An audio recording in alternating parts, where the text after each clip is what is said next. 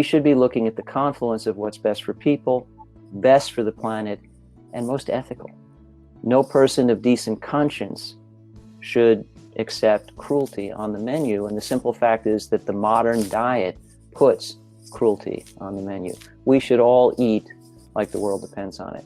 Food is supposed to be a vehicle for the delivery of nutrients and healthy forms of energy to our body. We didn't really understand much about the microbiome until fairly recently, and now we're starting to understand it, and we're seeing these connections that are so incredibly powerful for human health and human physiology. And there's this special connection that exists between the plants in our diet and the microbes in our gut. And to me, this is the key to human health. Food is an opportunity for us to change our relationship, not only with our own health and the planet's, but our relationship with all living beings with whom we share it. The real challenge for leadership isn't having the best product on the market, but growing the company as a healthy living organism while growing the technology and products. This is where you have to grow from being a founder and brilliant inventor to being a leader. It's very important that we understand the system dynamics of world building and how we create an emergent future. This takes two essential elements, imagination and will.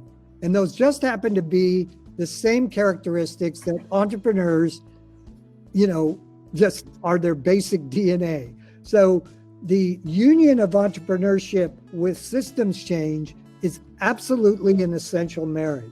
I think transparency has to be a fundamental value.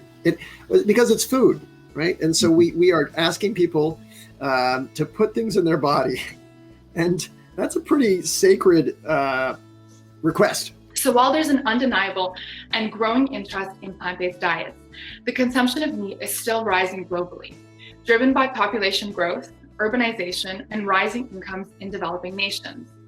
As soon as people become rich, they want to eat like us, Westerners. So what this amounts to is that farmed animals, despite contributing about 1/5 of global calories and 1/3 of global protein, contribute the vast majority of greenhouse gas emissions and use the vast majority of land that food systems use. Farmed animals and their resource needs contribute about 16% of global greenhouse gas emission, and this is from the most recent numbers of the United Nations, reflecting a base year of 2010. If we eat mostly plants due to that concept of ecological efficiency, we can grow everything we need using far less land.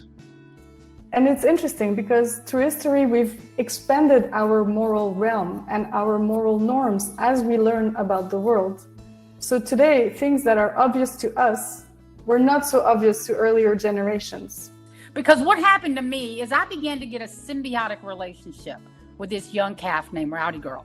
She began to show me distinctly that the cows out there in the pasture had lives of their own, that they appreciated their own lives, that they loved each other like family. Was when they were talking about veganism, they were ignoring the challenges that people outside of their scope might face. After watching all of these documentaries, even though they were great, and I would even credit them for inspiring my work, I'm like, wow, they are all centered around white men. And even the people that they used to speak about the issues, they always, older white men. And I'm like, if you keep marketing to the same group, then other populations are just going to completely miss the message. Plant breeders have access to incredible diversity as they are working and the potential to select for whatever we ask them to.